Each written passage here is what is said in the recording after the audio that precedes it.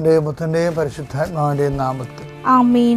അമ്മേ പരിശുദ്ധമേ, അമ്മേ പരിശുദ്ധമേ, ദൈവമാതാവേ, കൃപാസനത്തിലൂടെ ഞങ്ങൾക്കും ഞങ്ങളുടെ ദേശത്തിനും അമ്മ മധ്യസ്ഥം തേടി തന്ന എല്ലാ അനുഗ്രഹങ്ങൾക്കും കൃപകൾക്കും ഞങ്ങളിപ്പോൾ ഹൃദയം നിറഞ്ഞ നന്ദി പറയുന്നു. അമ്മേ പരിശുദ്ധമേ, ദൈവമാതാവേ, 2004 ഡിസംബർ 7 തീയതി ഉച്ചകഴിഞ്ഞ് 2:30 കൃപാസനത്തിൽ സംഭവിച്ച അമ്മയുടെ പ്രത്യക്ഷപ്പെടലിനെ കുറിച്ച് തിരുസഭയ്ക്ക് സമർപ്പിച്ചിരിക്കുന്ന പഠനരേഖകളുടെ മേൽ സഭാത്മകമായ പഠനം ആരംഭിക്കുവാൻ ഞങ്ങൾ പ്രാർത്ഥിക്കുന്നു. അമ്മേ പരിശുദ്ധമേ, ഭൂസ്വർലോകങ്ങളുടെ രാജ്ഞിയായ അങ്ങേയ്ക്ക് ഭൗമ സംരക്ഷണത്തിനായി പ്രപഞ്ചപ്രകൃതിയെ തന്നെ തിരുസഭ പ്രതിഷ്ഠിക്കുവാൻ ഈ പ്രത്യക്ഷീകരണ വഴി ഇടയാക്കണമേ.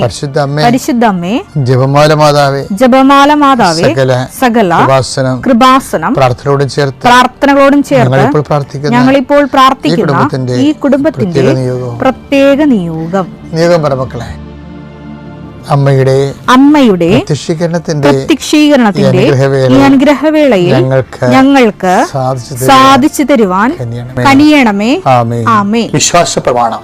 സർവശക്തനായ പിതാവും ആകാശത്തിന്റെയും ഭൂമിയുടെയും സൃഷ്ടാവുമായ ദൈവത്തിൽ ഞാൻ വിശ്വസിക്കുന്നു.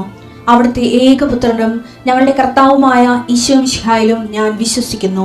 ഈ പുത്രൻ പരിശുദ്ധാത്മാവിനാൽ ഗർഭസ്ഥനായി കന്യകാമറിയത്തിൽ നിന്ന് പിറന്ന് പൊന്തിയോസ് പീലാത്തോസിന്റെ കാലത്ത് പീഡകൾ സഹിച്ച് കുരിശിൽ തറയ്ക്കപ്പെട്ട് മരിച്ച് അടക്കപ്പെട്ട് പാതാളങ്ങളിൽ ഇറങ്ങി മരിച്ചവരുടെ ഇടയിൽ നിന്ന് 3-ാം നാൾ ഉയർത്ത് സ്വർഗത്തിലേക്ക് എഴുന്നള്ളി സർവശക്തിയുള്ള പിതാവായ ദൈവത്തിന്റെ വലതുഭാഗത്തിരിക്കുന്നു.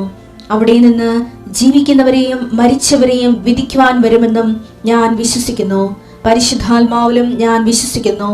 വിശുദ്ധ കത്തോലിക്കാ സഭയിലും പുണ്യവാന്മാരുടെ ഐക്യത്തിലും പാപങ്ങളുടെ മോചനത്തിലും ശരീരത്തിന്റെ ഉയർപ്പിലും നിത്യമായ ജീവിതത്തിലും ഞാൻ വിശ്വസിക്കുന്നു. ആമേൻ. സുഖസ്ഥനായ ഞങ്ങളുടെ പിതാവേ, അങ്ങയുടെ നാമം പൂജിതമാകണമേ. അങ്ങയുടെ രാജ്യം വരണമേ. അങ്ങയുടെ തിരുമനസ് സ്വർഗത്തിലെ പോലെ ഭൂമിയിലും ആകണമേ. അന്നു വേണ്ടുന്ന ആഹാരം ഇന്ന് ഞങ്ങൾക്ക് തരണമേ. ഞങ്ങളോട് തെറ്റ് ചെയ്യുന്നവരോട് ഞങ്ങൾ ക്ഷമിക്കുന്നത് പോലെ ഞങ്ങളുടെ തെറ്റുകൾ ഞങ്ങളോടും ക്ഷമിക്കണമേ. ഞങ്ങളെ പ്രലോഭനത്തിൽ ഉൾപ്പെടുത്തരുതേ, തിന്മയിൽ ഞങ്ങൾ രക്ഷിക്കണമേ. ആമേൻ. നന്മ നിറഞ്ഞ മറിയമേ, സ്വസ്തി. കർത്താവ് അങ്ങയുടെ കൂടെ സ്ത്രീകളിൽ അങ്ങ് അനുഗ്രഹിക്കപ്പെട്ടവളാകുന്നു. അങ്ങയുടെ ഉദരത്തിൻ ഫലമായി ഈശോ അനുഗ്രഹിക്കപ്പെട്ടവനാകുന്നു. പരിശുദ്ധ മറിയമേ, തമ്പുരാന്റെ അമ്മേ, പാപികളായ ഞങ്ങൾക്ക് വേണ്ടി ഇപ്പോഴും ഞങ്ങളുടെ മരണസമയത്തും തമ്പുരാനോട് അപേക്ഷിക്കണമേ. ആമേൻ. കർത്താവ്, നിന്റെ ഉന്നതമായ നാമത്തിന് സ്വസ്ഥം ചെയ്യുന്ന കർത്താവ്, നിന്റെ വിശുദ്ധ പൗരോഹിത്യത്തെ മഹത്വപ്പെടുത്തണമേ. കർത്താവ്, സഭയിലുള്ള സാന്നിധ്യം പ്രകടമാക്കണം. 39 വർഷം ഞാൻ അർപ്പിച്ച കൃപാന്റെ യോഗ്യതയാൽ കൃപാസ്ഥാനത്താരെ ജീവനോടെ പ്രത്യക്ഷപ്പെട്ട പരിശുദ്ധമ്മയുടെ മാധ്യസ്ഥത്തിലെ ഞാൽത്താറയിൽ നടന്ന 10,000-കണക്കിന് ആരാധനയുടെ യോഗശക്തിയാൽ അങ്ങനെ മക്കൾക്ക് വേണ്ടി ഞാൻ പ്രാർത്ഥിക്കുന്നു. ഈശോ, ഇന്ന് ഈ ദിവസം വീട്ടിൽ നിന്ന് ഇറങ്ങിപ്പോകുന്നവരുണ്ട്. ഈശോ, ഓരോരോ കാര്യം സാധിക്കുന്നതിന് വേണ്ടി ഞാൻ നിനക്ക് മുമ്പ് എൻ്റെ ദൂതനയക്കുന്ന അളിച്ചത് കർത്താവെ, ആ മക്കളുടെ മേലെല്ലാം സഞ്ചാരി മാതാവിൻ്റെ സമയത്തിൻ്റെ അധികാരിയുടെ ദൂത ചൈതന്യം ഉണ്ടാകാൻ ഇടയാക്കണം പ്രാർത്ഥിക്കുന്നു. കർത്താവ്, നിൻ്റെ ഉന്നതമായ നാമത്തെ സ്വസ്ഥം ചെയ്യുന്ന കർത്താവെ, ഓഫീസിൽ നിന്ന് ഇറങ്ങിപ്പോകുന്നവരുണ്ട് ഈശോയെ. അവർ ചെന്ന് ജോലി ചെയ്യുന്ന രാജ്യങ്ങളിൽ നിന്നും അവരുടെ ഹോസ്റ്റലിൽ നിന്നും അവരുടെ താമസ സ്ഥലങ്ങളിൽ നിന്നും ഓരോരോ കാര്യത്തിനായി ഇന്ന് ഇറങ്ങിപ്പോകുന്നവരുണ്ട് ഈശോയെ.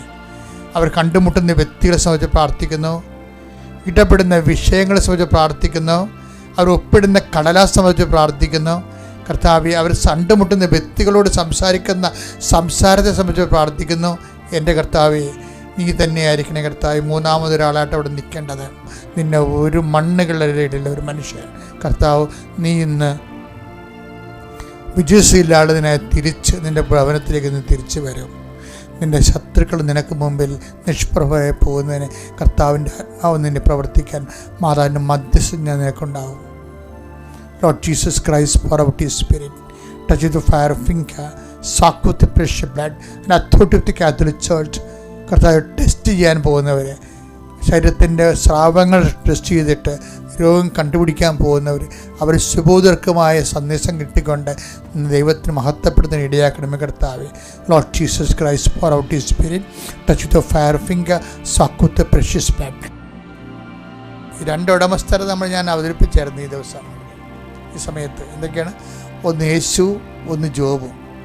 ജോബിനോട് പറഞ്ഞു, നീ എൻ്റെ ദാസനെ കണ്ടോ? ദൈവം അവൻ്റെ ഓണർഷിപ്പ് ടേക്കപ്പ് ചെയ്തിരിക്കുകയാണ്. യേശുവിനും അങ്ങനെ തന്നെയാണ്.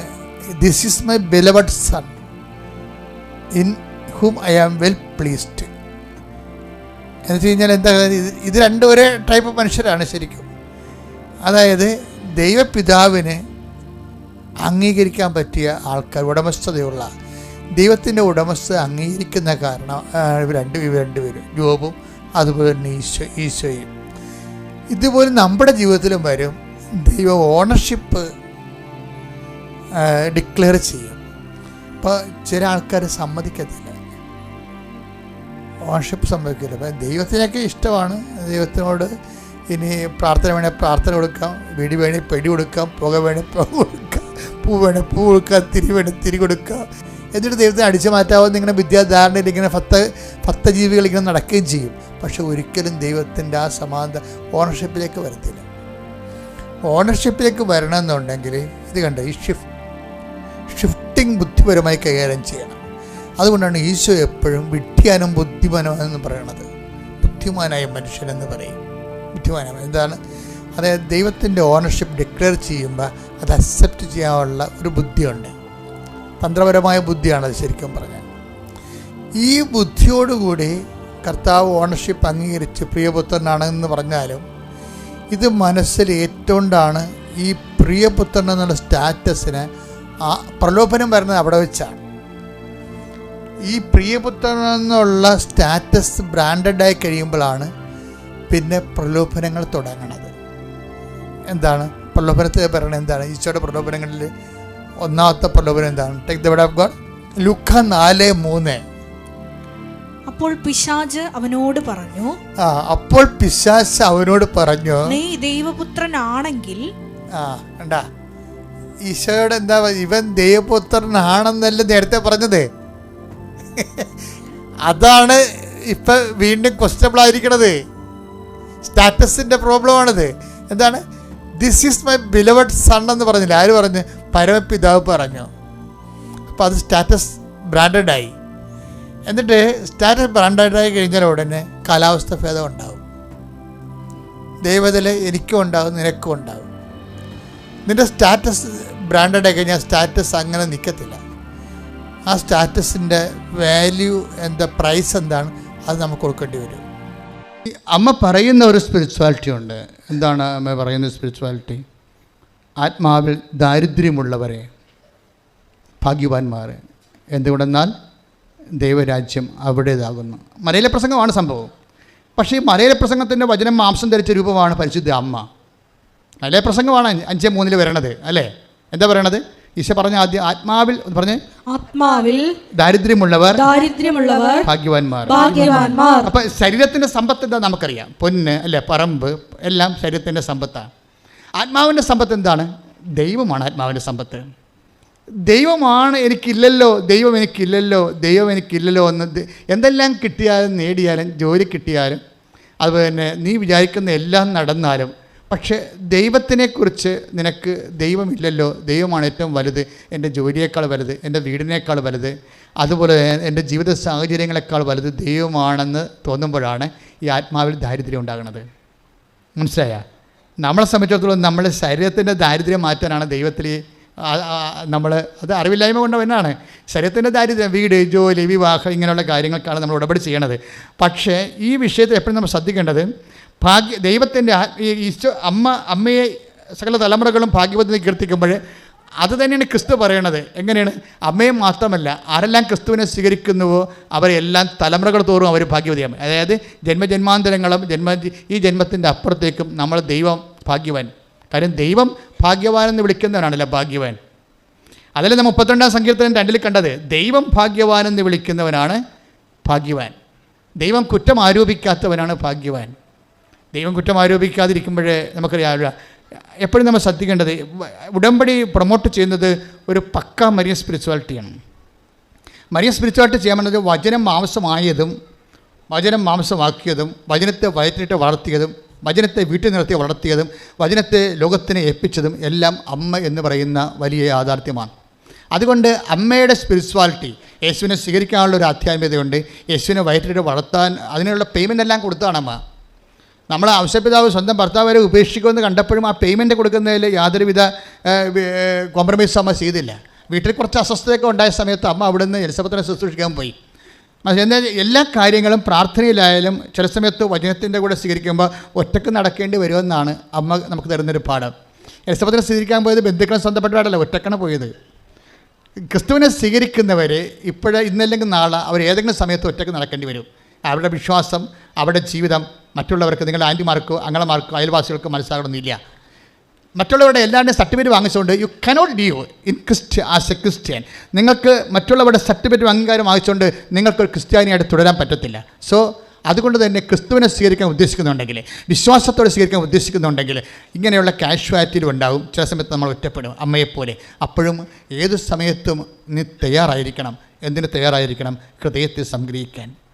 ഹൃദയത്തെ സംഗ്രഹിക്കുക. ഞാൻ എന്നും അമ്മയുടെ മുമ്പിൽ നിൽക്കുമ്പോൾ എൻ്റെ മനസ്സിൽ വന്നിരിക്കുന്ന മുഴുവനും ഹൃദയത്തെ സംഗ്രഹിക്കണം. അതാണ് ഏറ്റവും ഞാൻ എൻ്റെ ജീവിതത്തിൽ സ്വാധീനിച്ചിട്ടുള്ള ഒരു മരിയൻ വേർഡിലെ ഒത്തിരി വചനങ്ങൾ എന്നെ വല്ലാതെ സ്വാധീനിച്ചിട്ടുണ്ട്. പക്ഷേ ഏറ്റവും കൂടുതൽ സ്വാധീനിച്ച വചനത്തിൻ്റെ മരിയൻ വേർഡെന്ന് പറയുന്നത് ഹൃദയത്തെ സംഗ്രഹിക്കുകയാണ്. ഈ നമ്മുടെ ആത്മക്കരുത്ത് നമ്മൾ പ്രാപിക്കുന്നത് ഹൃദയത്തെ സംഗ്രഹിച്ചാണ്. എന്താണ് ഹൃദയത്തെ സംഗ്രഹിക്കണം എന്ന് പറയണമെന്ന് വെച്ച് കഴിഞ്ഞാൽ, ഇൻ കേസ് നമ്മുടെ ജീവിതത്തിൽ ചില ഷിഫ്റ്റിംഗ് നടക്കണം വിചാരിച്ചോ. നമ്മുടെ ജീവിതത്തിൽ ഇപ്പോൾ നിങ്ങൾ ഉടമ്പടി എടുത്തവരാണ്.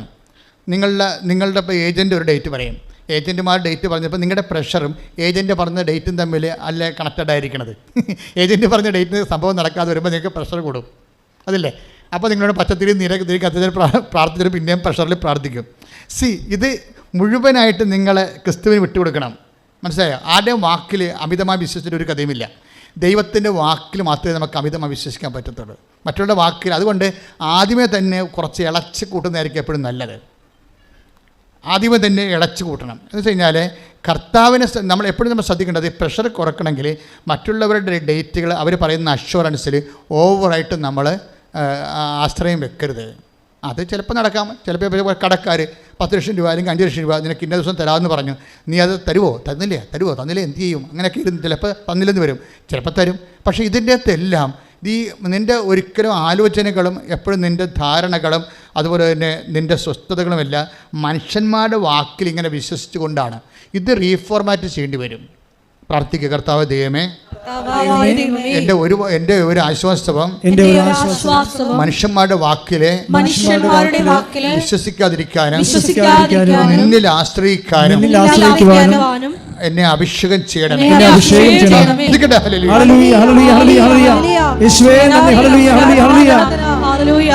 പരിശുദ്ധ പരമദിവ്യകാരുണ്യത്തിന്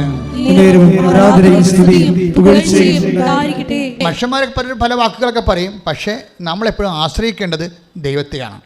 അപ്പോൾ ദൈവത്തെ ആശ്രയിക്കണമെങ്കിൽ മക്കൾ പഠിക്കണം. ദൈവത്തെ ആശ്രയിക്കുന്നതിലൂടെയാണ് ഈ ഹൃദയത്തിൽ സംഗ്രഹം വരണത്. കാര്യം അമ്മയോട് കുറേ വാക്ക് ദൈവം തന്നെ പറഞ്ഞതല്ലേ.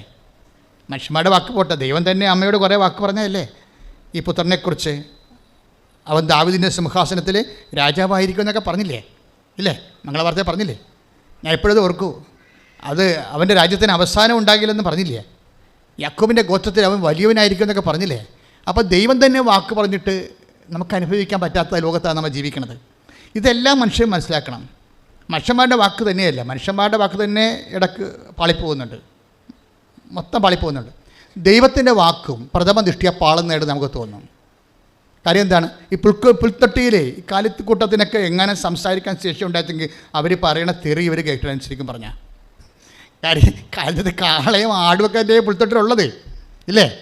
അവരാപ്പടെ ഒതുങ്ങി കുടിക്കുക. ഞാൻ ആ പുൽത്തൊട്ടി കയറിയതാണ്. അതിൽ ഒരു മല വീശി നിൽക്കുകയാണ്. ഒരു കുന്നും ചെരുവാണ്. കുന്നും ചെരുവിൽ ഒരു പാറ ഇങ്ങനെ തള്ളി നിൽക്കുന്ന, അതിൻ്റെ ഉള്ളിലാണ് ഈ പുൽക്കൂട് ബെത്ലഹേമിൽ ഇപ്പോഴും അത് നിലനിൽക്കുന്നുണ്ട്. അപ്പോൾ അതിൻ്റെ അകത്ത് ആ പാറ പുരാതനമായൊരു പാറയാണ്, കരിമ്പാറ ഇങ്ങനെ നിൽക്കും. മൊത്തം മുഴുവനും ബെത്ലഹേം മുഴുവനും അന്നും ഇന്നും പച്ചപ്പുര കൊണ്ട് നിറഞ്ഞതാണ്. ജനവാസം ഒന്നുമില്ല അവിടെയെങ്കിലും. അപ്പോൾ എന്താ സംഭവിച്ചു കഴിഞ്ഞാൽ അതിൻ്റെ അകത്താണെങ്കിലും ഈ ആട് പശു ഒക്കെ എല്ലാം നമ്മൾ നിൽക്കുന്നുണ്ടെങ്കിലും അവരുടെ ഈ മഞ്ഞിൻ്റെ രാത്രിയിൽ അവരുടെ ഉള്ളിലോട്ട് വേറെ രണ്ട് മനുഷ്യർ കയറുമ്പോൾ സ്വാഭാവികമായിട്ട് അവർക്ക് നീരസം തോന്നും. അവർക്ക് സംസാരിക്കാൻ പറ്റാത്തത് കൊണ്ട് അവർ പറയുന്ന തോന്നിവാസം ഔസേപ്പിതാവ് മാതാൻ കേൾക്കാതിരുന്നതാണ്. ഇതൊന്നും സിമ്പിളല്ലെന്ന് മനസ്സിലാക്കിയാൽ മതി. വിഷയം ജീവിതമൊന്നും അത്ര സിമ്പിളല്ല. അപ്പോൾ ഇങ്ങനെയുള്ളൊരു സമയത്താണ് ഇടയന്മാർ ഒരു പ്രാകൃതരായ മനുഷ്യർ കയറി വരണത്. പ്രാകൃതരായ മനുഷ്യരെ കണ്ടിട്ട് പോലുമില്ല, ഒരു പരിചയവുമില്ല. ലോകം മുഴുവനും എൻ്റെ പരിചയത്തിലാക്കണത് ദൈവം അവരെ സെൻഡ് ചെയ്താണെന്ന് ഞാൻ വിശ്വസിക്കുമ്പോഴാണ്. മനസ്സിലായ? അല്ലെങ്കിൽ അടുത്തുള്ളവർ പോലും നമുക്ക് അപരിചിതരായി വരും. പ്രാർത്ഥിക്കുക ദൈവമേ, പ്രാർത്ഥിക്കുക.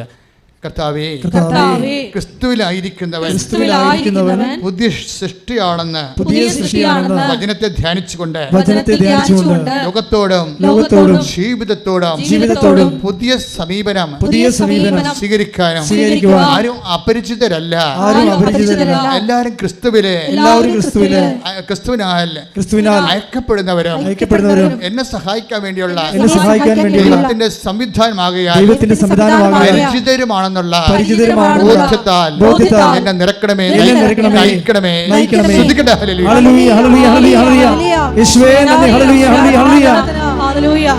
പരിശുദ്ധ പരമദിവ്യകാരുണ്യത്തിന് അപ്പം ക്രിസ്തുവിലായിരിക്കുന്നവൻ പുതിയ സൃഷ്ടിയാണെന്നുള്ള വചനത്തിന് അന്വേഷണമായിട്ടാണ് ആരും അപരിചിതരല്ല എന്ന വചനത്തിലേക്ക് വരുന്നത്. മാതാവിനെ സംബന്ധിച്ചിടത്തോളം ആരും അപരിചിതരല്ല, ബന്ധുക്കളല്ല, സ്വന്തപ്പെട്ടവരുടെ സഹോദരങ്ങളല്ല. പക്ഷേ അടുത്ത് ഇപ്പോഴ് ഈ പ്രസവ രാത്രിയിൽ കണ്ടുമുട്ടുന്ന വ്യക്തികൾ ജീവിതത്തിൽ കണ്ടുമുട്ടാത്ത വ്യക്തികളാണ്. പക്ഷേ അവരെ ദൈവം സെൻഡ് ചെയ്തിരിക്കുകയാണ്, അവർ ദൈവം അയച്ചിരിക്കുകയാണ്. അവർ പറയുന്ന വാക്കുകൾ അതാണ്. നമ്മളോട് പറയപ്പെട്ടതുപോലെ തന്നെയാണ് പുൽത്തൊട്ടി കാണപ്പെടുന്നത്. എന്താണ്? പിള്ളക്കച്ചയിൽ പൊതിഞ്ഞ് പുൽത്തൊട്ടി കിടത്തിയിരിക്കുന്ന ശിശു, ഇവനാണ് രക്ഷകനെന്നാണ്. അപ്പോൾ അവരുടെ വചനങ്ങളിൽ നിന്നാണ് മറിയം താൻ പ്രസവിച്ചിരിക്കുന്ന കുഞ്ഞ് ദിവരക്ഷകനാണെന്നും തന്നോട് ദൈവം പറഞ്ഞ വാക്കുകൾ ഇനിയും കാത്തിരിക്കേണ്ടതാണെന്നും പറഞ്ഞ് ഹൃദയത്തെ സംഗ്രഹിക്കുന്നത്.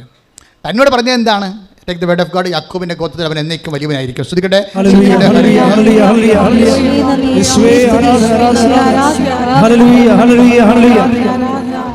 ലൂക്കാ 1:31 ലൂക്കാ സുവിശേഷം. നീ ഗർഭം ധരിച്ച ഒരു പുത്രനെ പ്രസവിക്കും. നീ ഗർഭം ധരിച്ച് ഒരു പുത്രനെ പ്രസവിക്കും. നീ അവന് യേശു എന്ന് പേരിടണം. അവൻ വലിയവനായിരിക്കും, അത്യുന്നതന്റെ പുത്രൻ എന്ന് വിളിക്കപ്പെടും. അവന്റെ പിതാവായ ദാവീദിന്റെ സിംഹാസനം ദൈവമായ കർത്താവ് അവന് കൊടുക്കും. യാക്കോബിന്റെ ഭവനത്തിന്മേൽ അവൻ എന്നേക്കും ഭരണം നടത്തും. അവന്റെ രാജ്യത്തിന് അവസാനം ഉണ്ടാകില്ല. മറിയം എന്താണ് ഹൃദയത്തിൽ സംഗ്രഹിച്ചത്? മറിയം ഹൃദയത്തിൽ സംഗ്രഹിച്ചത് എന്താണെന്ന് വെച്ച് കഴിഞ്ഞാൽ, ഈ അട്ടടയന്മാർ പോയപ്പോൾ മറിയമാകട്ടെ ഇവയെല്ലാം ഹൃദയത്തിൽ സംഗ്രഹിച്ചു. എന്താണ്? കർത്താവിൻ്റെ വചനം യാക്കോബിൻ്റെ ഗോത്രത്തിൽ അവൻ വലിയവനായിരിക്കും, ദാവീദിൻ്റെ സിംഹാസനം അവിടത്തേക്ക് നൽകുമെന്നാണ് പറഞ്ഞതെങ്കിലും ആ വാക്ക് ഇപ്പം നിറവേറണില്ല. അതിന് ഘടകവിരുദ്ധമായിട്ട് ചുമ്മാ ഒരു വഴിയരികിൽ പ്രസവിച്ച് കിടക്കേണ്ട അവസ്ഥയാണ്. വചനവും അതിൻ്റെ പ്രയോഗവും തമ്മിൽ നിറവേറണില്ല. കണ്ടില്ലേ? നിറവേറണില്ലല്ലോ. അപ്പം നിറവേറാത്ത സമയങ്ങൾ വരും. അപ്പം നിറവേറാത്ത സമയങ്ങൾ വരുമ്പോൾ നമ്മൾ കേട്ടതും നമ്മൾ പഠിച്ചതും നമ്മുടെ അനുഭവവും തമ്മിൽ നല്ല ശരിക്കും വാളും പരിചയം പോലെ നിൽക്കും. എന്ന് വെച്ച് കഴിഞ്ഞാൽ എപ്പോഴും കോൺട്രഡിക്ഷൻ ഉണ്ടാകും. ക്രിസ്തുവിനെ സ്വീകരിക്കുന്നവന് ഈ വിശ്വാസത്തിൻ്റെ കോൺട്രഡിക്ഷൻ അഭിമുഖീകരിക്കാതെ മുന്നോട്ട് പോകാൻ പറ്റത്തില്ല. അതുകൊണ്ടാണ് ശിമയോൻ പറയുന്നത്, he will be a sign of contradiction. അതായത് അവൻ തർക്കത്തിന്റെ അടയാളമായിരിക്കുന്ന take the word of God. ശ്രദ്ധിക്കട്ടെ. ഹല്ലേലൂയ ഹല്ലേലൂയ ഹല്ലേലൂയ ഹല്ലേലൂയ. ലൂക്കാ 2:34 ശിമയോൻ അവരെ അനുഗ്രഹിച്ചുകൊണ്ട് അവന്റെ അമ്മയായ മറിയത്തോട് പറഞ്ഞു, ഇവൻ ഇസ്രായേലിൽ പലരുടെയും വീഴ്ചയ്ക്കും ഉയർച്ചയ്ക്കും കാരണമാകും. ഇവൻ വിവാദ വിഷയമായ വിവാദ വിഷയമായ അടയാളമായിരിക്കും.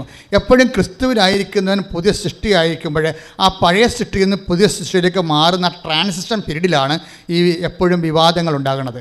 എന്താണ് വിവാദമെന്ന് ചോദിച്ചു കഴിഞ്ഞാൽ, ദൈവത്തിൻ്റെ വചനം പ്രഥമ സൃഷ്ടിയ ദൈവത്തിൻ്റെ വചനം തരുന്ന അഷുറൻസ് നമുക്ക് വർത്തമാന കാലത്ത് ചില സമയത്ത് അനുഭവിക്കാതെ വരും. കാര്യം അവൻ വലിയവനായിരിക്കും എന്നല്ല പറയണത്. യാക്കോബിൻ്റെ ഗോത്രത്തിൽ അവൻ വലിയവനായിരിക്കും. ദാവീദിൻ്റെ സിംഹാസനം അവിടെ നൽകുമെന്ന് പറഞ്ഞു കേട്ടിട്ട് അവനെ കൊണ്ട് കിടത്തണത് പുൽത്തൊട്ടിലാണ് കിടത്തണത്. സിംഹാസനമാണ് അപ്പോൾ വാഗ്ദാനം ചെയ്തിരിക്കുന്നത്, പക്ഷേ കിട്ടണത് പുൽത്തൊട്ടിയാണ് കിട്ടുന്നത്. അപ്പോൾ ചില സമയത്ത് ഈ ഡൈക്കോട്ടമി വരും. ഡൈക്കോട്ടമിയാണ് ഇത്. നീ ഒരു വിശ്വാസി 1-ാം ക്ലാസ്സിൽ നിന്ന് 2-ാം ക്ലാസ്സിലേക്ക് കടക്കുന്നത് ഈ ട്രാൻസിഷൻ പീരീഡിലാണ്. നീ വിശ്വാസിയാണ്, പക്ഷേ വിശ്വാസത്തിന് പാഠങ്ങളുണ്ട്, ക്ലാസ് കയറ്റങ്ങളുണ്ട്. അത് 1-ാം ക്ലാസ്സിൽ നിന്ന് 2-ാം ക്ലാസ്സിലേക്ക്, 2-ാം ക്ലാസ്സിൽ നിന്ന് 3-ാം ക്ലാസ്സിലേക്ക് വിശ്വാസി പോകുന്നത് ഈ ട്രാൻസിഷൻ പീരീഡ് കൈകാര്യം ചെയ്തിട്ടാണ്. അത് അമ്മ അതെന്താ ചെയ്യണത്? അമ്മയ്ക്കത് മനസ്സിലാവണില്ല. എന്താണ് അമ്മയോട് പറഞ്ഞിരിക്കുന്നത്? അവൻ യാക്കോബിൻ്റെ ഗോത്രത്തിൽ വലിയവനായിരിക്കും, ദാവീദിന് സിംഹാസനം നൽകുമെന്നാണ്. പക്ഷേ അമ്മ പ്രസവിച്ച് കിടക്കുന്നതിന് പുൽത്തൊട്ടിലാണ് കിടക്കുന്നത്. അപ്പോൾ അനുഭവം അപ്പോൾ ചില സമയത്ത് നിനക്ക് അനുഭവേദ്യമാകുന്ന വിഷയങ്ങൾ പലപ്പോഴും നീ പ്രതീക്ഷിച്ചതിന് ഘടകവിരുദ്ധമായിരിക്കും. ദൈവപൈതലെ ശ്രദ്ധിക്കുക. നീ പ്രതീക്ഷിക്കുന്ന കാര്യത്തേക്കാൾ ഘടകവിരുദ്ധമായിരിക്കും ചിലപ്പോഴും ഇപ്പോഴും നീ അനുഭവിക്കണത്. പക്ഷേ എപ്പോഴും നമ്മൾ ശ്രദ്ധിക്കേണ്ട ഒരു കാര്യമുണ്ട്. കാര്യം ഇപ്പോഴും ഇങ്ങനെ അനുഭവിച്ചാലും ദൈവം തന്നോട് പറഞ്ഞ വാക്കുകൾ എപ്പോഴായാലും നിറവേറും. അതുകൊണ്ട് തന്നെ അമ്മ ഹൃദയത്തെ സംഗ്രഹിക്കുന്നത് അതാണ്. എന്താ കാര്യം? ഇപ്പോഴത്തെ എന്നോട് പറഞ്ഞ പോലെ അല്ല ഇപ്പം നടക്കണമെന്നെങ്കിലും അത് നടക്കാതിരിക്കത്തില്ല, നടന്നേ മതിയാവൂ. അപ്പം സത്യസന്ധനാണ്, അപ്പം വാക്ക് പാലിക്കും. അതാണ് നമ്മെ ഹൃദയത്തെ സംഗ്രഹിച്ച് പ്രത്യാശ ജീവിക്കണം. കൈയിടിച്ച് കർത്താവോട്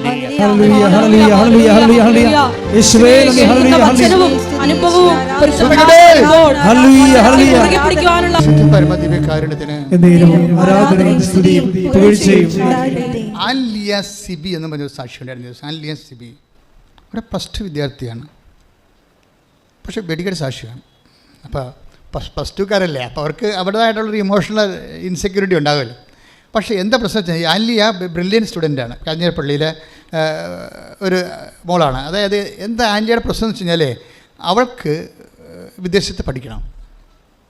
+2 കഴിഞ്ഞതേ ഉള്ളൂ. +2 കഴിഞ്ഞെങ്കിലും ആളെ IELTS കവർ ചെയ്ത്, +2 വെച്ച് IELTS കവർ ചെയ്ത്. പക്ഷേ വിസയ്ക്ക് കുറേ താമസം വരുന്നു. അതിനകത്തുള്ളിൽ ഒരു കൊല്ലം അങ്ങ് കടന്നു പോകും. ഒരു കൊല്ലം കടന്നു പോകുമ്പോൾ അവളുടെ അമ്മ പറയും, മാതാവ് നമ്മളെ വിളിക്കുന്നുണ്ട്, നമുക്ക് മാതാവ് അങ്ങോട്ട് വിളിക്കേണ്ട മക്കളെ, എന്നാലും നിനക്ക് പോകാൻ പറ്റത്തുള്ളൂ, അത് നമുക്ക് ഉടമ്പടി എടുക്കാമെന്ന് പറഞ്ഞ് അമ്മയും മോളും വന്ന് ഉടമ്പടി എടുക്കും. അമ്മയും മോളും വന്ന് ഉടമ്പടി എടുത്ത് കഴിയുമ്പോൾ ഇപ്പോൾ ഇവളുടെ സംബന്ധിച്ചിടത്തോളം അവളുടെ ഒരു മാനസിക ആ വയസ്സ് നോക്കണം നമ്മൾ, കൊച്ചു കുട്ടിയാണ്. പക്ഷേ അതേസമയം തന്നെ വലിയ വയലാണ് വർത്താനൊക്കെ പറയണത്. പിന്നെ സാക്ഷ്യം വരുമ്പോൾ ഇടയ്ക്ക് ഇങ്ങനെ തൊണ്ടയ്ക്ക് ഇടറും. കാര്യം എന്ന് വെച്ചാൽ അവരുടെ പ്രായത്തിൽ ദൈവത്തെ അവർ മനസ്സിലാക്കിയിരിക്കുന്ന രീതി അനുസരിച്ചിട്ട് കാര്യങ്ങൾ നടക്കാൻ വരുമ്പോൾ തൊണ്ട ഇടറാണ്. അപ്പോൾ ഒരു ദിവസം അവൾക്ക് പാസ്പോർട്ടിൽ അവർ ഉടമ്പടി തൈലം പൂശിയിട്ട് പ്രാർത്ഥിക്കും. പാസ്പോർട്ടിൽ ഇതൊക്കെ ഇവിടുന്ന് പറഞ്ഞു കൊടുത്തിരിക്കണമല്ല കേട്ടോ. ഓരോരുത്തരും അവരവരുടെ മനസ്സിൽ ഈശോ തോന്നിക്കുന്ന കുറച്ച് എക്സ്പ്രഷൻസ് ഓഫ് ഫെയ്ത്ത് ഉണ്ട്, വിശ്വാസത്തിൻ്റെ എക്സ്പ്രഷൻസ്. അവരും ഈശോയും തമ്മിലുള്ള സ്വകാര്യമായ വിശ്വാസത്തിൻ്റെ ചില എക്സ്പ്രഷൻസാണ്. അപ്പോൾ അത് മനുഷ്യരുടെ തന്മയത്വത്തിൽ അവർ ചെയ്യണതാണ്. അവർ മനോധർമ്മം അനുസരിച്ച് ഓരോരുടെ വിശ്വാസത്തിൻ്റെ എക്സ്പ്രഷൻസ് അവരുടെ മനോധർമ്മമല്ലേ. അവിടെ മനോധർമ്മം പറഞ്ഞ് പാസ്പോർട്ടിൽ ഇങ്ങനെ ഉടമ്പടി തൈലം പൂശിയിട്ട് പ്രാർത്ഥിച്ചുകൊണ്ടിരിക്കുമ്പോൾ പെട്ടെന്ന് ഇതിന് സ്മെല്ലടിക്കും, മുല്ലപ്പൂവിൻ്റെ. അതാണ് അവരുടെ വിശ്വാസമാണത്. ആ വിശ്വാസത്തെ മാതാവ് അക്സെപ്റ്റ് ചെയ്യുമത്. അപ്പോൾ ഇതെനിക്ക് അമ്മയെ കിട്ടത്തേ ഇല്ലേ ഒരിക്കലും.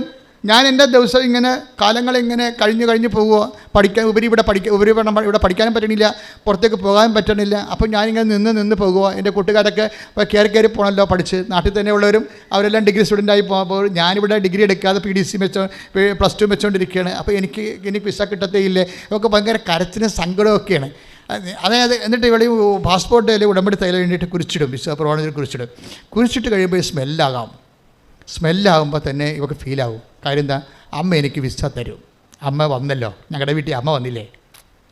അപ്പോൾ പപ്പയുടെയും ഡാഡിയുടെ മമ്മിയും ചോദിക്കുന്നുണ്ട്, നിങ്ങൾ വല്ല സെൻറ്റാവെല്ലാം പൂച്ചിട്ടുണ്ടോ, ഇവിടെ ഭയങ്കര മണമാണല്ലോ എന്ന് പറയുമ്പോൾ അവർ പറയും ഇല്ല, ഒന്നുമില്ലെന്ന് പറയും. അപ്പോൾ എന്താ സംഭവിച്ചാൽ കുഞ്ഞിനെ സംബന്ധിച്ചിടത്തോളം കുഞ്ഞ് കൃത്യത വിശ്വസിക്കുന്നു, അമ്മ വന്നതാണെന്ന് വിശ്വസിക്കുമ്പോഴും അവളുടെ ഒരു പ്രശ്നം, അവൾ ഡേറ്റ് ഫിക്സ് ചെയ്തിരിക്കുകയാണ്. അതാണ് ഒരു പ്രശ്നം. ചില ഡേറ്റ് ഹോണർ ചെയ്യും, ചിലത് നമ്മൾ വെച്ചിരിക്കുന്ന ഡേറ്റ് പൊട്ട ഡേറ്റ് ആയിരിക്കും. അതാണ് പ്രശ്നം. നമ്മൾ ഡേറ്റ് വെക്കുക, ചില ആൾക്കാർ ഇപ്പോൾ ഡേറ്റ് വെപ്പ് കൂടുതലാണല്ലോ. ഇപ്പോൾ നിങ്ങൾ വെച്ചിരിക്കുന്ന ഡേറ്റ് പൊട്ട ഡേറ്റ് ആയിരിക്കും, ഹോണർ ചെയ്യത്തില്ല. എന്നാൽ സത്യസന്ധമായിട്ട് ഡേറ്റ് ഹോണറിങ് ഇതിൻ്റെ പ്രധാനപ്പെട്ട കാര്യമാണ്. ഉടമ്പടിയിലുള്ള ഒരു പ്രധാനപ്പെട്ട സംഭവമാണ് ഡേറ്റ് ഹോണറിങ്. കാര്യം സമയഘടികാരം നെഞ്ചിൽ ചാർത്തിയാണ് 2004 പ്രത്യക്ഷപ്പെട്ടപ്പോൾ സമയം ഒരു വിഷയമാണ്. അതേസമയത്ത് ഡേറ്റ് നമ്മൾ ദൈവത്തിന് ഒപ്പിച്ച് ഡേറ്റ് ഇട്ട ഇപ്പോൾ തന്നെ സിജി അതാണത്. അതായത് ഒരു മിനിറ്റ്, സിജിമോളിൻ്റെ സാക്ഷ്യം സിജിമോള് നെയ്യാറ്റിൻകര സിജിമോൾ എന്താ ചെയ്തിരിക്കണത്? സിജിമോൾ ഉടമ്പടി ചെയ്ത് അങ്ങനെ ഇവിടെ വരണമെന്നോ ഉടമ്പടി ചെയ്യണമെന്നോ ആഗ്രഹമുള്ള ആളല്ല. പക്ഷേ സാക്ഷികളൊക്കെ കേട്ട് കഴിഞ്ഞപ്പോൾ ഈ ചേട്ടായി കല്യാണം കഴിക്കാൻ നിൽക്കണല്ലോ, ചേട്ടായി അമ്പനും ബില്ലിനും അടിക്കണില്ല. എന്താ കാര്യത്തിൽ പുള്ളിക്ക് കെട്ടാൻ തോന്നണില്ല മനസ്സിൽ. ചിലർക്ക് അങ്ങനെ ഉണ്ടാവും, ചില ലേഡീസിനും ഉണ്ടാവും കല്യാണം കഴിക്കാൻ തോന്നാതിരിക്കും. അവരെല്ലാവരും അങ്ങനെയല്ല. ചിലർക്ക് മാനസികമായിട്ട് ഈ രണ്ടുപേരോട് ജീവിക്കണ പൊരുത്തപ്പെടാൻ പറ്റാത്ത മാനസിക പ്രശ്നങ്ങളൊക്കെ ഉള്ളവരുണ്ടാവും. അതെല്ലാം മാനസിക പ്രശ്നങ്ങളല്ല. അവർക്ക് കല്യാണം കഴിച്ചിട്ട് എന്തിനാണ്, എങ്ങനെ ഒരുമിച്ച് ജീവിക്കണമല്ലോ, അത് വേണ്ട, അതെന്നൊക്കെ അങ്ങനെയൊക്കെ അതിൻ്റെ അത്ര തൃപ്തി തോന്നാത്ത ആൾക്കാരുണ്ട്. വിവാഹം കഴിക്കുന്നതിൽ ഒരു തൃപ്തി തോന്നാത്ത ആൾക്കാർ ഒത്തിരി ഉണ്ട്. അതൊരു സെൻസിബിളായിട്ടുള്ള കാര്യമായിട്ട് തോന്നാത്ത ഒത്തിരി പേരുണ്ട്. ഇങ്ങനെ അവിടെ എണ്ണ സമൂഹത്തിൽ കൂടി വരുന്നതെന്ന് തോന്നുന്നു. അപ്പം അങ്ങനെ ഇയാൾ എന്തിനാണ് കല്യാണം കഴിക്കണമെന്ന്. പക്ഷേ വീട്ടുകാർക്കറിയാം ഇവൻ അവസാനം ഒരു ടൈം കഴിഞ്ഞാൽ ആരും നോക്കാനുണ്ടാകത്തില്ലല്ലോ. സത്യം, കല്യാണം കഴിച്ചപ്പോൾ നോക്കാനില്ല. എന്നാലും മക്കൾ നോക്കുന്നുണ്ട് ശരിക്കും, അല്ലേ? മക്കൾ നോക്കുന്നുണ്ട്. മക്കളില്ലാത്ത ആൾക്കാരാണ് ഈ അനാഥാലയത്തേക്ക് പോകുന്നത്. മക്കളുള്ളവരും പോണില്ലെന്ന് ചോദിച്ചാൽ പോകുന്നുണ്ട്. അത് മക്കളുടെയൊക്കെ ഒരു പ്രത്യേക രീതികൾ കൊണ്ടാണ് മാതാപിതാക്കന്മാരോട് കാണിക്കുന്ന. അവർ ആരും കോംപ്രമൈസ് ചെയ്യാൻ തയ്യാറല്ല. രണ്ടുപേർക്കും ജോലിയുണ്ട്. ജോലി പോകുമ്പോൾ അപ്പനെ നോക്കി വീട്ടിലിരുന്ന ജോലി പോകും. ചില ആൾക്കാർ ജോലി കളഞ്ഞുകൊണ്ട് അപ്പനെ നോക്കുന്നവരുണ്ട്. ചിലർക്ക് അത്രയും ശമ്പളവും ഭാര്യയ്ക്കും ഭർത്താവിനും ഉണ്ടാകത്തില്ല. അപ്പോൾ ആരെങ്കിലും ഒരാൾ സഫർ ചെയ്യാതെ നമുക്ക് മുന്നോട്ട് പോകാൻ പറ്റത്തില്ല. അപ്പം അങ്ങനെ ഇതിന് നമ്മൾ എന്ത് ഉടമ്പടി എടുത്താലും ക്രിസ്തുവിനെ സ്വീകരിക്കുന്ന അതിൻ്റെ ഒരു ഡിഗ്രി കോഴ്സിലേക്കൊക്കെ വരുമ്പോൾ വല്ല തറാപ്പറയൊക്കെ ആണെങ്കിൽ കുഴപ്പമില്ല. അത് തൽക്കാല വിശ്വാസം കൊണ്ട് നമുക്ക് ചെയ്യാൻ പറ്റും. പക്ഷേ ക്രിസ്തുവിൽ വളരാൻ ഉദ്ദേശിക്കണമെന്നുണ്ടെങ്കിൽ പേയ്മെൻറ്റ് വരും. അവിടെയാണ് പേയ്മെൻറ്റ് വരണത് പ്രശ്നം. ഇപ്പം തന്നെ കണ്ടില്ല, ഭാര്യയും ഭർത്താവുണ്ട്. ഇന്നലെ ഞാൻ ഡീൽ ചെയ്ത ഒരു കേസാണ്. ഭർത്താവുണ്ട്, അതായത് എന്താ സംഭവിച്ചത്, ഇന്നലത്തെ എന്താ വെച്ചാൽ അവർക്ക് അമ്മ അവരുടെ കൂടെ താമസിക്കുകയാണ്. ഭാര്യയുടെ കൂടെ മകളുടെ കൂടെ അമ്മ താമസിക്കുന്നു. അങ്ങനെ ഭർത്താവും ഭാര്യയും ഭാര്യയുടെ അമ്മയും കൂടെ താമസിക്കണം. അപ്പോഴെന്ന് വെച്ച് കഴിഞ്ഞാൽ ആങ്ങളെയാണെങ്കിൽ 5 പൈസ ഇവളുടെ സ്ത്രീധനം കൊടുത്തിട്ടില്ല. അതേസമയം തന്നെ അങ്ങനെ ഷെയറും കൊടുത്തിട്ടില്ല. അമ്മനെയാണെങ്കിൽ അയാൾ അടിക്കുകയും ചെയ്യും. മകൻ തന്നെ അടിക്കും. അതാണ് വിഷയം. ഇപ്പോൾ മക്കളില്ലെന്നും പറഞ്ഞൊരു നമ്പരേ ഉള്ളൂ. ഉണ്ടെന്ന് പറഞ്ഞ് 9 നമ്പർ ഉണ്ടാവും. അതാണ് പ്രശ്നം. അത് പല കുടുംബത്തിൻ്റെ അവസ്ഥയാണ്. അപ്പോൾ അതുകൊണ്ട് ഈ അമ്മ മകൻ്റെ തല്ല് കൊള്ളാതിരിക്കാൻ വേണ്ടി മകൾ കൊണ്ടുപോകുന്നു. അപ്പോഴെന്നാ ഇവിടെ പ്രശ്നമായി. ഇവിടെ എന്താണ്, മകൻ്റെ അമ്മ ജീവിച്ചിരിപ്പുണ്ട്. അവൻ മകനോട് പറയണം, നീ പെണ്ണുമ്പോൾ പറഞ്ഞാൽ കേട്ട് പെണ്ണുമ്പോഴുടെ അമ്മയെ നോക്കിക്കൊണ്ടിരിക്കുകയാണ്, എന്നെ നീ ഒഴിവാക്കിയെന്ന് പറയുക. അപ്പോൾ അവന് ഇവിടെ ഭാര്യയുടെ മുമ്പിൽ നിൽക്കാൻ പറ്റണില്ല, ഭർത്താവിൻ്റെ മുമ്പിൽ നിൽക്കാൻ പറ്റത്തില്ല എന്ന് പറഞ്ഞ്. അപ്പോൾ ഞാൻ പറഞ്ഞ് അമ്മയുടെ മകൻ ജീവിച്ചിരിപ്പില്ലേ, അമ്മയുടെ മകൻ ജീവിച്ചിരിപ്പുണ്ട്, അമ്മയുടെ ഭർത്താവും ജീവിച്ചിരിപ്പുണ്ട്, നിങ്ങളെ കൊണ്ടേ ആക്ക്. അപ്പോൾ ആക്കാൻ അവൾ തയ്യാറല്ല. ഞാൻ പിന്നെ അവളെ കൊണ്ട് തയ്യാറാക്കിച്ച്, അല്ല പിന്നെ മാർഗ്ഗമില്ലല്ലോ, അവളെ കൊണ്ട് തയ്യാറാക്കിച്ച് നിങ്ങളെ കൊണ്ടേ ആക്കുക. അല്ലെങ്കിൽ കുറച്ച് കഴിയുമ്പോൾ മുന്നോട്ട് പോകത്തില്ല. ന്യായമായ കാര്യം അതാണ്. വീട്ടിൽ ഭർത്താവ് ജീവിച്ചിരിപ്പുണ്ട്. അപ്പോൾ അതേസമയം തന്നെ ഭർത്താവിനെ അവൻ തല്ലും എന്നാണ് പറയണത്. ശരി, എങ്ങനെ നിങ്ങൾ പോലീസിൻ്റെ സഹായം തേട്. ഇപ്പോൾ ചിലരെ സംബന്ധിച്ചിടത്തോളം ഈ ചില സമയത്ത് നമുക്കിത് ഇങ്ങനെ സമൂഹത്തിൽ സംവിധാനങ്ങൾ ഉള്ളതിൻ്റെ കാരണം ചില സമയത്ത് നമ്മളത് ഉപയോഗിക്കേണ്ടി വരും. അതിനകത്ത് പൗലോസ് അപ്പോസ്തലൻ പോലും ഉപയോഗിച്ചില്ലേ, പോലീസിനെയും പട്ടാളത്തിനെയും കോടതിനെയും എല്ലാം ഉപയോഗിച്ച ആളാണ് പൗലോസ് അപ്പോസ്തലൻ. അപ്പം ചില സമയത്ത് ക്രിസ്തു ഇല്ലെന്നുണ്ടെങ്കിൽ സ്വാഭാവികമായിട്ട് ക്രിസ്തുവിനെ പ്രതി അല്ലെങ്കിൽ ക്രിസ്തുവിനെ മാറ്റി നിർത്തിയാൽ പിന്നെ ഇതെല്ലാം നമുക്ക് മസ്റ്റായിട്ട് വരും, കൂടുതൽ മസ്റ്റായിട്ട് വരും. അത് ഉപയോഗിക്കണമെന്നല്ല, ക്രിസ്തുവിനെ മാറ്റി നിർത്തിക്കൊണ്ട് ഉപയോഗിക്കണമെന്നല്ല, ക്രിസ്തുവിനെ മാറ്റി നിർത്തിയാൽ ഇതെല്ലാം കൂടുതൽ ഉപയോഗിക്കേണ്ടി വരത്തില്ലെന്നല്ല, കൂടുതൽ ഉപയോഗിക്കേണ്ടി വരും എന്നാണ് എൻ്റെ അനുഭവം കൊണ്ട് എനിക്ക് മനസ്സിലായിരിക്കുന്നത്. ഞാനത് കൊണ്ട് തീരുമാനിപ്പിച്ച് വിട്ടു. 5 മിനിറ്റ് നമുക്കിവിടെ കിട്ടുന്നുള്ളൂ. 5 മിനിറ്റുള്ള ആ സംഭവത്തിൽ തീരുമാനമായി. അപ്പോൾ എന്ത് സംഭവിച്ചു കഴിഞ്ഞാൽ ഇതുപോലെ ഉണ്ടാകുന്ന ഒരു ക്രോസ്, ഇത് ഇപ്പോൾ എല്ലാവർക്കും കുരിശാണ്. അങ്ങോട്ട് തിരിഞ്ഞാലും കുരിശ്, ഇങ്ങോട്ട് തിരിഞ്ഞാൽ അമ്മനെ വിട്ടാലും കുരിശാണ്, അമ്മയെ നിർത്തിയാലും കുരിശാണ്. അതാണ് വിഷയം. അമ്മയെ നിർത്തിയിട്ട് ഇവക്കിട്ട് അമ്മ തലമുണ്ട്, അതാണ് വിഷയം. അമ്മ ഒരു പ്രത്യേക ടൈപ്പ് സംഭവമാണ്. ആടി പാർസൽ കൊടുക്കും മകളുടെ ഔദാര്യത്തിൽ താമസിക്കണമെന്നൊരു ഒരു കഥയുമില്ല. ഭർത്താവ് നിർത്തിക്കൊണ്ട് മകൾക്കൊണ്ട് അടിക്കും അമ്മ. അപ്പോൾ ഇങ്ങനെ അപ്പം നിർത്തിയാലും കുരിശ്, മറഞ്ഞു വിട്ടാലും കുരിശ്, ഇങ്ങനെയുള്ള ഒരു സിറ്റുവേഷൻസാണ്. ഇതെന്ന് വെച്ച് കഴിഞ്ഞാൽ ഇതിൻ്റെ ക്രിസ്തുവിനെ സ്വീകരിക്കുന്നതിൻ്റെ ഒരു ഡിഗ്രി ക്ലാസ്സാണിത്. ഇതിൻ്റെ അകത്തെല്ലാം ഹൃദയത്തെ സംഗ്രഹിക്കാൻ ഒത്തിരി വിഷയങ്ങളുണ്ട്. മറിയം ഹൃദയത്തെ സംഗ്രഹിച്ചെന്ന് പറഞ്ഞില്ലേ, എല്ലാം നമുക്ക് മനസ്സിലാക്കണമെന്ന് ശാഠ്യം പിടിക്കരുത്. ചില കാര്യങ്ങൾ നമുക്കിപ്പോൾ പേയ്മെൻ്റ് ഇല്ല, നിത്യതയിൽ പേയ്മെൻ്റുള്ള കാര്യങ്ങൾ ചില സമയത്ത് ഹെവി സബ്ജക്റ്റാണ്. അതിൻ്റെ പേയ്മെൻറ്റ് നിത്യതയിലാണ്. അതനുസരിച്ചുകൊണ്ട് മറിയം ഇവിടെ എന്താ ചെയ്തിരിക്കുന്നത്, മറിയം ഹൃദയത്തെ സംഗ്രഹിച്ചെന്ന് വെച്ച് കഴിഞ്ഞാൽ അപ്പ എന്നോട് പറഞ്ഞത് എന്താണ്, അവൻ്റെ രാജ്യത്തിന് അവസാനം ഉണ്ടാകത്തില്ല, യാക്കോബിൻ്റെ ഗോത്രത്തിൽ അവൻ വലിയവനായിരിക്കും, ദാവീദിന് സിംഹാസനം തരുമെന്നാണ് അപ്പ പറഞ്ഞത്.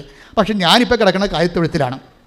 ആ വചനം വിശ്വസിച്ചിട്ട് ഞാൻ ഇവിടെ ഇപ്പോൾ അനുഭവിക്കുന്നത് ഭയങ്കരമായ പ്രക്ഷുബ്ധതയിലാണ് ഞാൻ അനുഭവിക്കുന്നത്. പക്ഷേ അമ്മ എന്തുകൊണ്ടാണ് ഫൈറ്റിങ്ങിന് പോകാത്തത്? അവിടെയാണ് വിഷയം. ക്രിസ്തുവിൻ്റെ ഡിഗ്രി ക്ലാസ് എന്ന് പറഞ്ഞാൽ ക്രിസ്തുവിനെ അക്സെപ്റ്റ് ചെയ്യാൻ ക്രിസ്തു പാഠങ്ങളുടെ ഡിഗ്രി ക്ലാസ്സിലേക്ക് വരുമ്പോൾ അവിടുത്തെ പ്രധാനപ്പെട്ട പ്രാക്ടിക്കലാണ് എന്താണ്? ഹൃദയത്തിൽ സംഗ്രഹിക്കുക എന്നുള്ളത്. മനസ്സിലായില്ലേ? ക്രിസ്തുവിൻ്റെ ഡിഗ്രി ക്ലാസ്, ക്രിസ്തുവിനെ അക്സെപ്റ്റ് ചെയ്യാൻ, ക്രിസ്തു എന്ന് പറയുന്നത് നിത്യതയും കവിഞ്ഞ് കിടക്കുന്ന വലിയ നമ്മുടെ രക്ഷാകരമായ യാഥാർത്ഥ്യമാണ്. അപ്പോൾ അക്സെപ്റ്റ് ചെയ്യുമ്പോൾ പിന്നെ പേയ്മെൻറ്റ് നമുക്ക് കൊടുത്തുകൊണ്ടിരിക്കേണ്ടി വരും. പേയ്മെൻറ്റ് കൊടുക്കുമ്പോൾ എന്താ? വിശ്വാസം കൊണ്ട് നമ്മൾ ജീവിക്കുമ്പോൾ കണ്ടില്ലേ, അവൾ അമ്മയെ വിളിച്ചുകൊണ്ട് പോകുന്നു എന്നുള്ള കാര്യം സത്യം. അവൾ എന്തുമാത്രം സഹിച്ചിട്ടാണ് അമ്മയെ വിളിച്ചുകൊണ്ട് പോകുന്നത്. പക്ഷേ ഇപ്പോഴവിടെ ലൈഫ് ഭർത്താവ് ആയിട്ട് അവൾ പിരിയാൻ പോകുന്ന കണ്ടീഷൻസ് വന്നുകൊണ്ടാണ് ഞാൻ അമ്മയെ തിരിച്ച് അമ്മയുടെ വീട്ടിൽ കൊണ്ടാക്കണമെന്ന് പറഞ്ഞതിൻ്റെ കാരണം അതാണ്. കാര്യം അവർ മാതാപിതാക്കന്മാർ വിട്ട് ഭാര്യയോട് ചേരുമെന്ന് പറഞ്ഞപ്പോൾ അപ്പോൾ ഈശോയുടെ ഒരു ലൈൻ അതാണ്. കാര്യം ഭാര്യയും ഭർത്താവുമായിട്ട് ഒരുമിച്ച് ജീവിക്കണമെന്ന് തന്നെയാണ്, അമ്മയുടെ വീട്ടിൽ കൊണ്ട് ആക്കണമെന്ന് തന്നെയാണ്. അവർക്കത് ഉൾക്കൊള്ളാൻ പറ്റിയിട്ടില്ലെങ്കിലും ചില കാര്യങ്ങൾ ഉൾക്കൊള്ളാൻ പറ്റത്തില്ല. പക്ഷേ അത് ഹൃദയത്തിൽ സംഗ്രഹിക്കാനാണ്. മനസ്സിലായില്ലേ? ഉൾക്കൊള്ളാൻ പറ്റാത്ത കാര്യങ്ങളുണ്ടാകും ജീവിതത്തിലെ, അത് നിങ്ങൾ ശ്രദ്ധിക്കണം. മാതാവിനതുണ്ടായിരുന്നു. പക്ഷെ അമ്മ എന്ത് ചെയ്ത്? 2:19 വായിച്ച് ശ്രദ്ധിക്കട്ടെ. ഹല്ലേലൂയ, ഹല്ലേലൂയ, ഹല്ലേലൂയ, ഹല്ലേലൂയ, ഹല്ലേലൂയ, യേശുവേ നന്ദി, യേശുവേ സ്തുതി, ഹല്ലേലൂയ, ഹല്ലേലൂയ, ഹല്ലേലൂയ, ഹല്ലേലൂയ, ഹല്ലേലൂയ, ഹല്ലേലൂയ, ഹല്ലേലൂയ, ഹല്ലേലൂയ, യേശുവേ നന്ദി, ഹല്ലേലൂയ, ഹല്ലേലൂയ. സമയബന്ധിതമായി ഇടപെടുന്ന അവിടുത്തെ വലിയ കാരുണ്യം. ലൂക്ക 2:19 മറിയമാകട്ടെ ഇവയെല്ലാം ഹൃദയത്തിൽ സംഗ്രഹിച്ച് ഗാഢമായി ചിന്തിച്ചുകൊണ്ടിരുന്നു. അപ്പോഴേ എന്താ ചിന്തിച്ചത് മറിയം എന്താ ചിന്തിച്ചതെന്ന് പരിശുദ്ധാത്മാവ് പറയുന്നുണ്ട്. പരിശുദ്ധ എലിസബത്തിനെ കണ്ടപ്പോൾ തന്നെ പരിശുദ്ധാത്മാവ് എലിസബത്തിലൂടെ പറഞ്ഞത് എന്താണ്? ലൂക്ക 1:45 ശ്രുതികട്ടെ. ഹല്ലേലൂയ, ഹല്ലേലൂയ, ഹല്ലേലൂയ, ഹല്ലേലൂയ, ഹല്ലേലൂയ, ഹല്ലേലൂയ, ഹല്ലേലൂയ, യേശുവേ സ്തുതി, ഹല്ലേലൂയ, ഹല്ലേലൂയ, ഹല്ലേലൂയ. ലൂക്ക 1:45 കർത്താവ് അരുൾ ചെയ്ത കാര്യങ്ങൾ നിറവേറുമെന്ന് വിശ്വസിച്ചവൾ ഭാഗ്യവതി. അപ്പോഴും മറിയം ഹൃദയത്തിൽ സംഗ്രഹിച്ചത് എന്താണ്? കർത്താവ് പറഞ്ഞതാണ് അവൻ്റെ രാജ്യത്തിന് അവസാനം ഉണ്ടാകത്തില്ലെന്ന്. കർത്താവ് പറഞ്ഞതാണ് യാക്കോബിൻ്റെ ഗോത്രത്തിൽ അവൻ വലിയവനായിരിക്കുമെന്ന്. കർത്താവ് പറഞ്ഞതാണ് ദാവീദിന്റെ സിംഹാസനം അവന് നൽകുമെന്ന്. ഇത് ഇപ്പം നൽകുന്നില്ലെങ്കിലും ഒരിക്കലും നൽകപ്പെടുകയല്ലെന്ന്, ഇത് നൽകാൻ പോകുന്ന കാര്യമാണ്. കർത്താവ് നിങ്ങളുടെ അരുളിച്ചത കാര്യങ്ങൾ നിറവേറുമെന്ന് വിശ്വസിക്കണം. കൈയിടിച്ച് കർത്താവ് അനുസരിച്ച് ഹല്ലേലൂയ, ഹല്ലേലൂയ, ഹല്ലേലൂയ, ഹല്ലേലൂയ, യേശുവേ നന്ദി, യേശുവേ സ്തുതി, ഹല്ലേലൂയ, ഹല്ലേലൂയ, യേശുവേ ആരാധന, ഹല്ലേലൂയ, ഹല്ലേലൂയ, ഹല്ലേലൂയ, ഹല്ലേലൂയ, ഹല്ലേലൂയ.